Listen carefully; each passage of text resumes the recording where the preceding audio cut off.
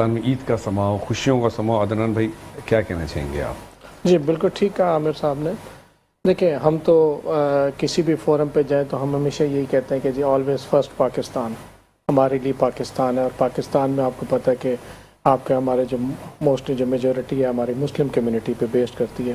اس کے علاوہ ہمارے مسلمان کمیونٹی ہمارے ہمسایہ ممالک کے اندر بھی ہیں، مختلف ممالک کے اندر. میں اس موقع پہ ان سب کو، ہمارے اوورسیز پاکستانی جو تمام مسلم کمیونٹی کو عید مبارک کا یہ پیغام پیش کروں گا کہ آپ اس ٹائم پہ جو حالات و واقعات جو چل رہے ہیں، پوری دنیا میں کرائسس چل رہے ہیں، ان کرائسس سے ہٹ کے اپنے اندر کی خلش اور قدورتوں کو دور کر کے آپ اپنے رشتہ داروں کو، دوست احباب کو اس عید کے موقع کے علاوہ بھی باقی جو 11 مہینے ہیں اس کے اندر بھی آپ ان کے ساتھ اس طرح کنیکٹ رہیں تاکہ دیکھیں اس ٹائم پہ حالات و واقعات ایسے ہیں کہ اگر ہم ان کے ساتھ کنیکٹ رہیں گے تو ہمیں پتہ چل سکے گا کہ کون سا انسان، کون سا ہمارا مسلمان بھائی کس پریشانی میں ہے. ہمیں دیکھیں اس ٹائم پہ آپ دیکھیں جیسے اس دفعہ پاکستان کے اندر جو کہ ایک سروے بھی ہوا ہے کہ ہمارے بزنس کمیونٹی کا کہ ہمارے جو ہے سیلز جو ہیں، شاپنگز جو ہوتی ہیں عید کے موقع پہ، وہ کمپیریٹیولی پچھلے سالوں سے کم ہوئی ہے.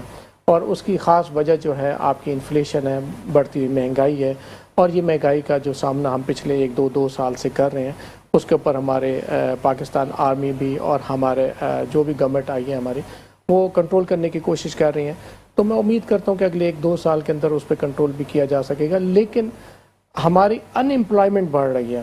ان امپلائمنٹ بڑھنے کی وجہ سے اس دفعہ عید کی جو رونق ہے وہ ایک تھوڑی سی پچھلے سال سے مدھم پڑی ہے. اس کے ساتھ ساتھ آپ دیکھیں فلسطین کے اندر جو ہمارے مسلم کمیونٹی کے ساتھ، مسلمان بھائیوں کے ساتھ جو ہو رہا ہے، تو اس کی وجہ سے بھی ہم نے مختلف مسلم کمیونٹی نے عید کی اپنی رونقوں کو، سیلیبریشنز کو شرنک کیا ہے، محدود کیا ہے، اور اپنی جو فنڈنگ ہے اس سائڈ پہ بھیجنے کی کوشش کر رہے ہیں تاکہ وہ بھی کسی نہ کسی صورت کے اندر ان کے راشن پانی کا ان کا بندوبست کیا جا سکے. تو میں تو اس موقع پہ یہی دیکھیں، اب رمضان و مبارک کا بابرکت مہینہ گزرا ہے، 30 روزے ہمارے مکمل ہوئے ہیں. اللہ تعالیٰ کی طرف سے ایک تحفہ ہے مسلم کمیونٹی کو کہ آپ عید کی سیلیبریشن کرتے ہیں، فطرانہ دیتے ہیں، ان لوگوں کو ہیلپ کرتے ہیں جو کہ عید کی خوشیاں نہیں منا پاتے. جو ہم اس 1 مہینے کے اندر ہم نے لوگوں کی مدد کی ہے یا عید کے موقع پہ بھی کر رہے ہیں، میں سمجھتا ہوں کہ ہمارے جو قابل جو استطاعت لوگ جو ہیں وہ لوگ اگلے 11 مہینے میں اس چیز کو کنٹینیو رکھیں. زبردست آپ نے بات کی عامر بھائی. میں یہ ویلکم بیک. بریک پہ جانے سے پہلے ہم اپنے مہمانوں سے عید کے حوالے سے گفتگو کریں. زبردست گفتگو ہو رہی تھی. اس وقت میں ٹاپک کے اوپر بات کرنا چاہتا ہوں. ہمارے درمیان موجود ہیں اوورسیز امپلائمنٹ پروموشن کی طرف سے عدنان پراچا صاحب. جیسا کہ میں نے ان سے پوچھا کہ کیا وجہ ہے بڑی تعداد میں لوگ باہر جا رہے ہیں، جانے کو تیار بیٹھے ہیں، اور جانے والے سال کی اگر میں بات کروں 2023 کے تو تقریباً 8 لاکھ کے قریب پاکستانی نوجوان باہر گئے روزگار کے لیے. جانا اچھی بات ہے، اس میں کوئی بری بات نہیں ہے. اور اس سال بھی اپریل تک کا کافی بڑی تعداد میں لوگ جو ہے پاکستان سے باہر جا چکے ہیں. تو آخر اس کا خاص ریزن کیا عدنان میں؟ ہمیں تو یہ بتائیے پہلے 2023 میں اور 2024 میں آلموسٹ کتنے پاکستانی باہر گئے روزگار کے سلسلے میں؟ جی دیکھیں جی بہت شکریہ.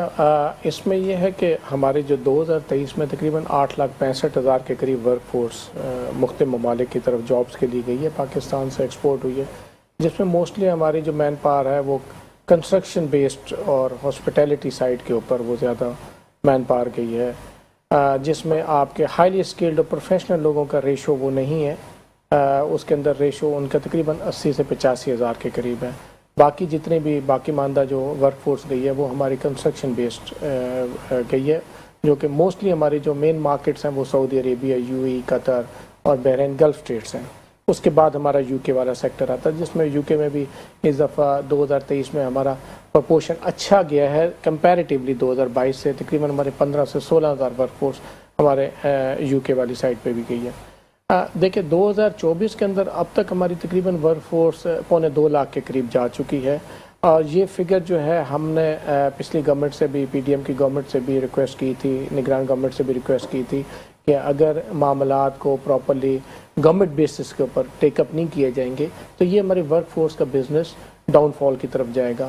جو کہ آپ یہ دیکھیں کہ ہماری یہ 4تھا مہینہ ہمارا سٹارٹ ہے، ہماری 2.25 لاکھ کے قریب ورک فورس کی ہے. اگر میں یہ ریشو لوں تو میں یہ سمجھتا ہوں کہ 2024 کے اندر ہماری ورک فورس 7 لاکھ سے زیادہ نہیں جا سکے گی. تو اس کے پیچھے یہ ہے کہ بہت زیادہ عوامل ہیں ہماری جو گلف اسٹیٹس کی طرف سے، ہمارے جو ڈیفیکلٹیز ہماری اوورسیز امپلائمنٹ پروموٹرز کو فیس کرنی پڑ رہی ہے، جس کا الٹیمیٹلی جو امپیکٹ ہے ہماری یوتھ کے اوپر پڑ رہا ہے. کیونکہ دیکھیں آپ کی یوتھ جو ہے آپ کے ملک کی ترقی کے اندر اہم کردار وہی ادا کرتی ہے. آپ کا تقریباً 80 لاکھ سے 1 کروڑ کی پاپولیشن آپ کی ہر سال اس ٹائم پہ بڑھ رہی ہے. آپ کی پاپولیشن کے ساتھ ساتھ ہماری جو انفلیشنز کا جو ریشو ہے، ہماری ادھر مہنگائی کی وجہ سے اور ان امپلائمنٹ کی وجہ سے ایکسپورٹ ہماری کم ہوئی ہے، اس کے وجہ سے ہماری یوتھ جو ان امپلائڈ ہو رہی ہے اس کو ہم نے یوٹیلائز کرنا ہے. دیکھیں جہاں تک بات کرتے ہیں آپ ریمیٹنسز کی، تو ریمیٹنسز دیکھیں ہمارے ملک کی اسٹیبلٹی، اکانومی کی جو اسٹیبلٹی ہے وہ 3 چیزوں پہ ہے. ایک تو آپ کی ایف ڈی آئیز پہ ہے، فارن ڈائریکٹ انویسٹمنٹ پہ ہے، آپ کی ایکسپورٹ پہ ہے اور ریمیٹنسز پہ ہے. ریمیٹنسز ہماری 2021 کے اندر 22 کے اندر ہماری ریمیٹنسز اچھی تھی، پھر وہ کمپیریٹیولی ہماری ڈاؤن ہوئی، تقریباً 27.5 ارب کے گئی. اور ہمارا جو فسکل ایئر 2023-24 کا جو جون میں کلوز ہوگا، تو میں سمجھتا ہوں 28 سے 28.5 ارب ڈالر کی ہمارے ریمیٹنسز اوورسیز پاکستانیز کی طرف سے ملیں گی. جو ٹریڈ ڈیفیسٹ ہے اس کو کور کرنے میں ریمیٹنسز کا بڑا رول ہے. جی بالکل ایسے جی. ایکسپورٹ امپورٹ میں جو ڈیفیسٹ ہے، جو جی ایکسپورٹ امپورٹ کے ڈیفیسٹ کو اس کو کور کرنے کے لیے ہمارے ریمیٹنس سے تقریباً 28 سے 30 ارب ڈالر. ایک بڑا آسان سوال یہ ہے کہ اگر لیٹ سپوز آپ نے کہا اس سال 7 لاکھ لوگ، اندازاً 7 لاکھ سے 8 لاکھ لوگ جائیں گے، تو کتنے ریمیٹنسز چانسز ہیں کہ پاکستان واپس آئیں گے جب یہ لوگ باہر جا کے روزگار کمائیں گے؟ دیکھیں میں آپ کو بتاؤں کہ ہمارا جو یہ فسکل ایئر جو 2023-24 کا کلوز ہوگا جون میں، تو میں سمجھتا ہوں کہ تقریباً 28 سے 28.5 ارب ڈالر کا یہ ریمیٹنسز آئیں گے، جو کہ ہمارے پریویس جو ہمارے وزیر خزانہ تھے اسحاق ڈار صاحب، انہوں نے جو ٹارگٹ رکھا تھا وہ ٹارگٹ ان کا تھا 32 سے 33 ارب ڈالر کا. ہم وہ ٹارگٹ ہم اچیو نہیں کر پائیں گے. اور جو ہمارے آپ کا خیال ہے کہ زیادہ سے زیادہ لوگ باہر جائیں تاکہ زیادہ سے زیادہ ریمیٹنسز آئیں؟ دیکھیں اس کے اندر 2-3 سینیریوز ہوتے ہیں کہ آپ کا زیادہ سے زیادہ ورک فورس بھیجنا، اس کے اندر ہمیں سکیلڈ اور ہائیلی سکیلڈ کی طرف فوکس کرنا تاکہ ان کی سیلریز اچھی مل سکیں. کیونکہ دیکھیں ہم جو اوورسیز امپلائمنٹ کا جہاں پہ بھی نام لیتے ہیں تو ہمارے ذہن کے اندر جو کانسیپٹ آتا ہے وہ لیبر کلاس کا آ جاتا ہے. ہمیں اس لیبر کلاس کے کانسیپٹ سے باہر نکلنا ہوگا. ہمیں کوانٹٹی کے بجائے ہمیں کوالٹی بیس ہو کے ہمیں سکلڈ اور ہائیلی سکلڈ کی طرف فوکس کرنا ہوگا، پروفیشنلز کی طرف فوکس کرنا ہوگا، تاکہ یہ لوگ باہر جا کے پاکستان کی نمائندگی بھی کر سکیں. یہ ہمارے سفیر ہیں. سر کتنے بڑی تعداد آؤٹ کیا آپ کی جو سوال تھا اس کا جواب میرے خیال عامر صاحب نے دیا کہ ایجوکیشن لیول ہی ہمارا اتنا کم ہے، تو یہی وجہ ہے کہ اسکلڈ لوگ ہیں ہی نہیں، تو جائیں گے کیسے؟ تو ظاہر ہے جو نان اسکلڈ ہے وہی جا رہے ہیں. 2.5 کروڑ بچہ ابھی اسکول نہیں آتا، میٹرک لیول تک یہ بہت کم ہے، پھر گریجویٹ لیول پر، higher secondary, higher education level پہ. تو ڈیفینیٹلی جب یہ 2.5 کروڑ جو بچہ نان اسکول گوئنگ ہے، یہ ریشو کم ہونا شروع ہوگا، لوگ ایجوکیٹ ہوں گے، جتنے زیادہ ہوں گے اتنے ہی ایجوکیٹڈ لوگ باہر جائیں گے. پھر تو آپ کی بات ٹھیک ہے کہ پھر تو زبردست قسم کا ریونیو، پھر تو ہمیں IMF کی بھی ضرورت نہیں ہے، کسی کی بھی ضرورت نہیں ہے. دیکھیں سب سے پہلی چیز یہ ہے کہ ہمارے اسکول لیول پہ کاؤنسلنگ نہیں ہوتی. جب آپ کو اسکول لیول کے اوپر آپ بچے کی کاؤنسلنگ کریں گے کہ آپ کس گریڈ کا بچہ ہے اور آگے جا کے کس گریڈ کے اندر وہ جائے، سکلز کی طرف جائے، آپ کے پروفیشنل ایجوکیشن کی طرف جائے، سب سے پہلے ہمیں آپ کی کاؤنسلنگ کی ضرورت ہے ہمارے اسکول لیول پہ. دوسری چیز یہ ہے کہ اس ٹائم پہ جو ہماری جو یوتھ ہے وہ ایک ڈگر پہ لگ گئی ہے کہ اس کو جاب چاہیے. اب دیکھیں گلف اسٹیٹس کے اندر بھی اب کانسیپٹ چینج ہو رہا ہے اپنے فیلڈز کے اندر. وہ اب آپ سے سرٹیفائڈ بچہ مانگ رہے ہیں. یورپ کے اندر 12 سے 13 لاکھ ورک فورس کی پر اینم ریکوائرمنٹ ہے یورپین کنٹریز کے اندر. تو میں ڈیفرنٹ فورم پہ یہ پہلے بھی ریکویسٹ کر سکا ہوں کہ ہماری پاکستان گورنمنٹ کو چاہیے کہ باہر یورپین کنٹریز کے ساتھ ایگریمنٹ سائن کریں. دیکھیں ایگریمنٹ سائن جب آپ کریں گے تو ہمیں ان کا کرائٹیریا معلوم ہوگا. کرائٹیریا کے ساتھ ہماری بزنس کمیونٹی وہاں پہ جا کے B2B جا کے بزنس کاؤنسلنگ والی بات آ گئی، پتہ ہی نہیں ہے کہ جانا کہاں ہے، جانا کہاں پہ ہے. ٹھیک ہے نا. اچھا دوسری چیز یہ ہے کہ ہماری یوتھ کو ایک نہ اس ایک ڈگر پہ جو لگے ہیں وہ کہتے ہیں کہ جی ہمیں کل کے بجائے آج بھیج دیں. ہم ان کو ہمیشہ سے کہتے رہے کہ آپ سکلڈ ہوں، سرٹیفائڈ ہو کہ آپ باہر جائیں، تاکہ آپ دیکھیں جو آپ کا ٹیکنالوجی ٹرانسفر کا جو کانسیپٹ ہے وہ کہاں سے آتا ہے. اب جاپان کا سیکٹر ہمارے لیے پاکستان کے لیے ابھی کھلا ہے. جاپان کو تقریباً 30 سے 35 لاکھ ورک فورس کی 10 سالوں میں ریکوائرمنٹ ہے. انہوں نے کہا کہ ہماری آپ بیسک لینگویج سیکھ کے آئیں، بیسک لینگویج سیکھنے کے بعد آپ ادھر آئیں اور ہمارے ملک کی ترقی کے اندر اہم کردار ادا کریں. وہاں پہ یوتھ کی کمی ہے. ہمارے پاس یوتھ کی اویلیبلٹی ہے. اب ہمیں اپنے یوتھ کو یہ سمجھانا ہے کہ دیکھیں جو ان کی بیسک ریکوائرمنٹ ہے اس کو فلفل کرنا ہے. آپ کا کوریا ہے, دوسرے یورپین کنٹریز ہیں. اب ہمیں گورنمنٹ آف پاکستان اگر ہمیں ٹیک اپ کرے, ہمیں آن بورڈ لے, ہمیں پارٹیسپیشن دیں گورنمنٹ کے اندر, تو میں آپ کو بتا سکتا ہوں کہ ہمارا جو ریمیٹنسز کا جو ٹارگٹ تھا جو ہم نے 2023 کے اینڈ پہ ہم بنا رہے تھے کہ ہم اس ریمیٹنسز کو 2024 کے اندر تقریباً 35 سے 36 ارب ڈالر تک لے جائیں گے. لیکن جو ہے کہ تھوڑا سا ہمیں رسپانس نہیں ملا گورنمنٹ آف پاکستان کی طرف سے, جس کی وجہ سے میں دیکھ رہا ہوں کہ ریمیٹنسز میں بھی کمی آ رہی ہے. میں اس موقع پہ بھی میں ریکویسٹ کروں گا کہ دیکھیں ریمیٹنسز اس ٹائم پہ ہمیں شارٹ ٹرم گولز اچیو کرنے کے لیے پاکستان کے لیے بہت زیادہ ضرورت ہے, اور ہمیں اس کی طرف فوکس کرنا ہے, ہمیں یوتھ کی طرف فوکس کرنا ہے. اور جو ہمارے اوورسیز پاکستانی جو باہر کام کر رہے ہیں, دیکھیں وہ ریمیٹنسز کو انکریز کر سکتے ہیں. ہمیں صرف انہیں اعتماد میں لینا ہے, ان کو کانفیڈنس میں لے کے, اور ان کی طرف سے پاکستان میں انویسٹمنٹس کرائی جا سکتی ہیں. ہمیں انویسٹمنٹ پلیٹ فارمز بنانے ٹھیک ہے. عدنان بھائی میں بریک پہ جا رہا ہوں. بریک سے آنے کے بعد میں آپ سے پوچھوں گا کہ بہت سے لوگ مجھ سے سوال کرتے ہیں پیرامیڈیکل اسٹاف جو ہمارے ملک میں نرسیز ہیں, پیرامیڈیکل ٹیکنیشینز ہیں, ان کے لیے کیا اپرچونیٹیز ہیں, وہ کون کون سے ملک میں بہت اپرچونیٹیز ہیں انویسٹمنٹ کی. فارنر جو ہمارے ہیں ریمیٹنسز تو وہ بھیج رہے ہیں, لیکن انویسٹمنٹ کی طرف لوگ نہیں آتے. حالانکہ مور دین 9 ملین تقریباً 90-95 لاکھ کے قریب پاکستانی باہر ہیں, آپ کو زیادہ بہتر پتا ہوگا. تو کیا وجہ ہے انویسٹمنٹ جب اتنی اپرچونیٹیز ہیں, جیسے یہ کہہ رہے ہیں Pakistan is a best place for investment, تو کیوں نہیں لوگ اس طرف آتے؟ دیکھیں ہمارا جو اوورسیز پاکستانی ہے تقریباً ہمارا 10 ملین کے قریب اس ٹائم پہ باہر ہے, اور موسٹلی ہماری جو 65 سے 70 لاکھ کے قریب جو ہمارے جو پاکستانی ہیں وہ گلف اسٹیٹس کے اندر. رائٹ. اب گلف اسٹیٹس کے اندر موسٹلی جو پاکستانی ہیں وہ 5 سال 10 سال کے بعد 12 سال کے بعد الٹیمیٹلی وہ اپنے پاکستان اپنے ملک میں واپس آتے ہیں. یہاں آ کے آپ کی انویسٹمنٹ بھی کرتے ہیں, جاب بھی کرتے ہیں.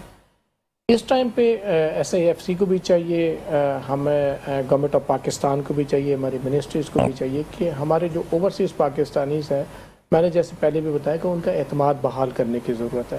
ملک کو چلنا ہے, اور ہماری بزنس کمیونٹی کسی بھی فورم پہ ہو, وہ سروس اورینٹڈ ہو, آپ کا ایکسپورٹ سے ہو, لوکل انڈسٹری ہو, وہ پاکستان کی ترقی کے لیے ساتھ کھڑی ہے ہر گورنمنٹ کے ساتھ. ہمیں گورنمنٹ سے ہمیں پاکستان میڈ ان پاکستان جیسے عامر صاحب نے بولا, ہمیں اس کو ایک برانڈ بنانا ہے. ہمارا اوورسیز پاکستانیز کا اعتماد بحال نہیں ہو پا رہا.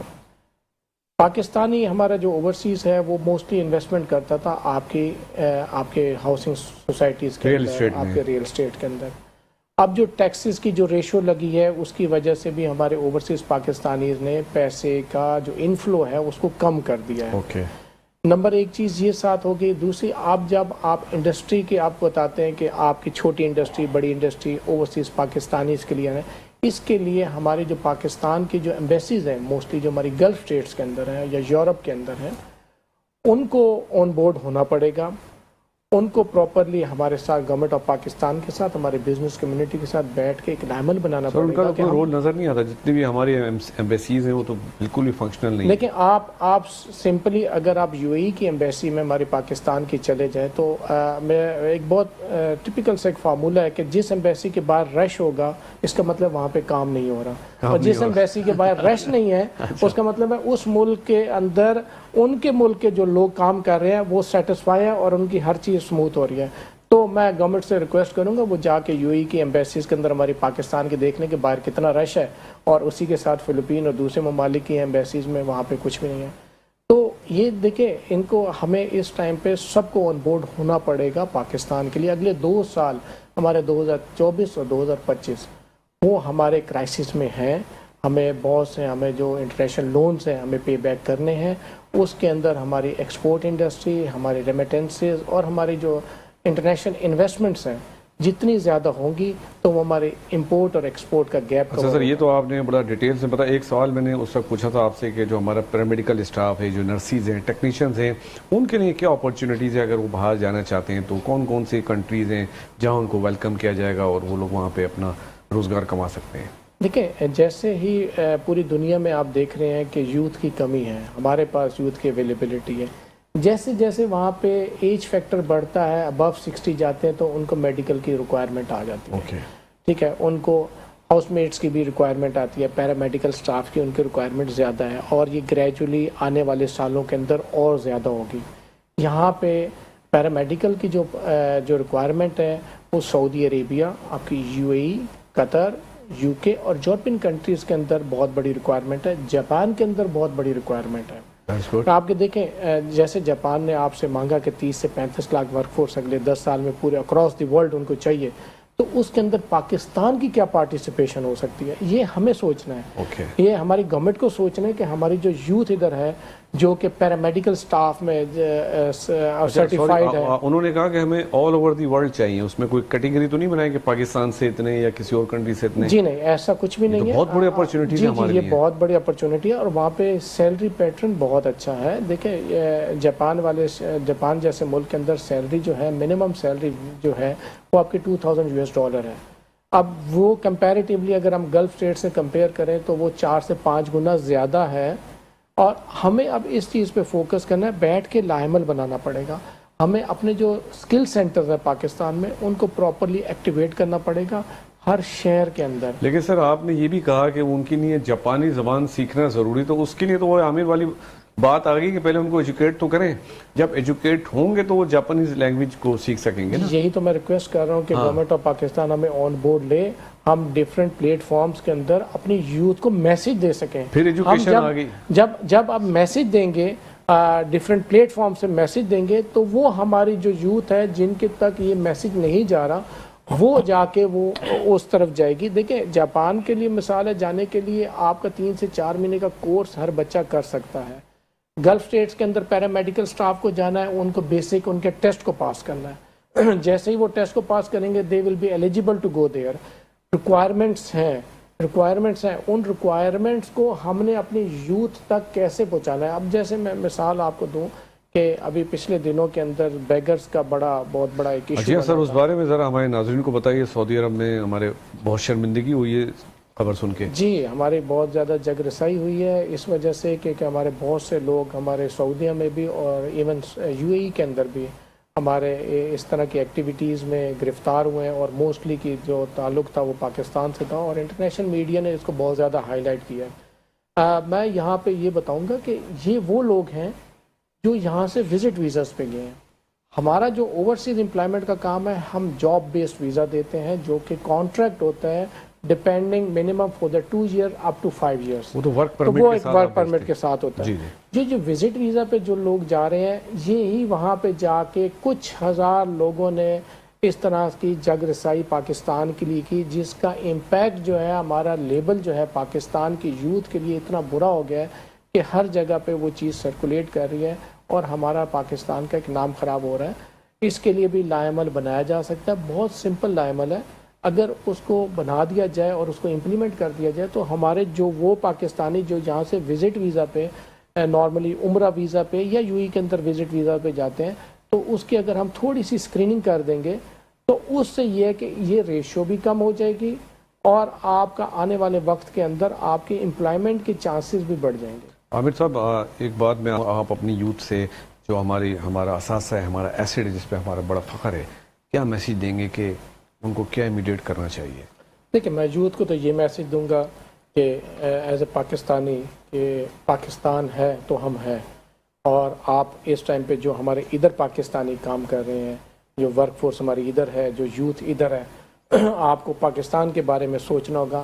ایک پراپرلی ایک سسٹمیٹک پلیٹ فارم کو استعمال کر کے اگر آپ نے باہر بھی جانا ہے اس کو یوٹیلائز کر کے آپ باہر جائیں. اور جو ہمارے اوورسیز پاکستانی جو اس ٹائم پہ پاکستان کے لیے خدمت کر رہے ہیں اور ہمارے سفیر ہیں, ان کو میں میسج دینا چاہوں گا کہ اس ٹائم پہ پاکستان کو آپ کی اشد ضرورت ہے, آپ کی ریمیٹنسز کی ضرورت ہے, آپ کے پیسے کی ضرورت ہے. کائنڈلی آپ جب یہاں سے باہر گئے تھے تو ایز اے پاکستانی گئے تھے, ابھی بھی آپ ایز اے پاکستانی ہیں, آپ پاکستان کے سفیر ہیں. پاکستان میں انویسٹمنٹ کریں, جو چیز کرنا ہے پاکستان میں کریں, اور پاکستان کا ایک پازیٹیو امیج بلڈ کریں اکراس دی ورلڈ. عامر بھائی, پروگرام کے